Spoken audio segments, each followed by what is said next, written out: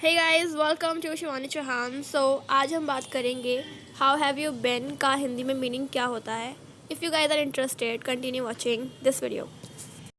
How have you been एक English expression और phrase है जिसका प्रयोग हम उस व्यक्ति के सामने करते हैं जिसको हम पहले मिल चुके हैं। अगर आप किसी से पहली बार मिल रहे हैं या आपकी पहली मीटिंग है किसी के साथ, तो इस फ्रेज़ का यूज़ हम नहीं कर सकते। हाउ हैव यू बीन का हिंदी में मीनिंग होता है कि जब हम लास्ट टाइम मिले थे या आखिरी बार मिले थे तब से लेकर अब तक तुमने क्या किया और तुम कैसे हो।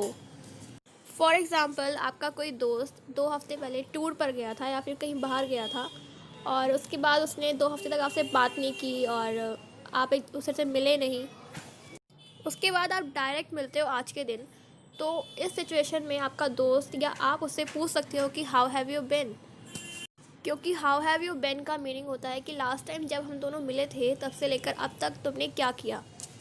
लेकिन अगर किसी इंसान से आप एक दिन पहले ही मिले हैं, 2 दिन पहले ही मिले हैं, तो आप उससे यह प्रश्न नहीं कर सकते हैं, क्योंकि यह प्रश्न तब पूछा जाता है जब हम किसी व्यक्ति से लंबे समय से नहीं मिलते, 2 हफ्ते से नहीं मिलते, 2-3 हफ्ते से नहीं मिलते, या फिर 1 महीने से नहीं मिलते, या फिर सालों से नहीं मिलते, तब ये प्रश्न पूछ सकते हैं और हमें बातचीत भी नहीं हुई है तो हम यह प्रश्न पूछ सकते हैं। अगर हम किसी से एक दिन पहले ही मिले हैं या 2 दिन पहले ही मिले हैं तो ये बहुत जल्दी हो जाएगा कि हम उससे पूछें कि how have you been.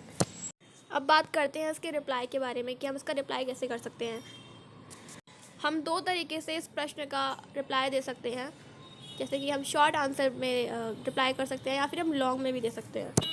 For example, चलते चलते आपको कोई मिलता है रास्ते में और वो आपसे पूछता है कि हाउ हैव यू बीन, तो उस टाइम पर हम कोई एक्सप्लेनेशन नहीं देते किसी को भी कि हमने क्या किया क्या नहीं किया, तो उस समय पर आप कह सकते हैं गुड, या फिर आप बोल सकते हैं नॉट बैड, या फिर फाइन, या फिर आप कह सकते हैं ग्रेट। इसके अलावा जो लॉन्ग तरीका है उसके बारे में बात करते हैं।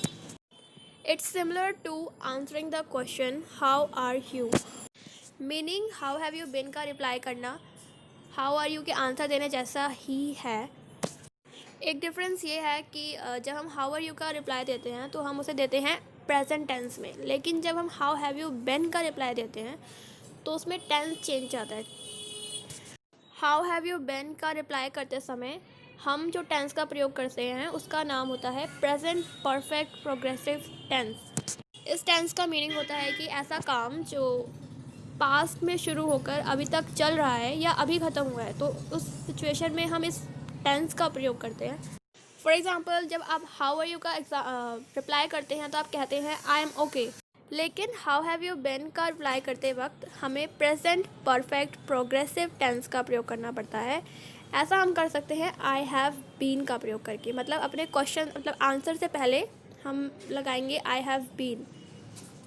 फॉर एग्ज़ाम्पल, आप कह सकते हैं I have been busy working, meaning आप बिज़ी थे अपना काम करने में और आपने उस समय के दौरान जो पूछा जाता है आपसे क्वेश्चन, उसमें आपने काम किया।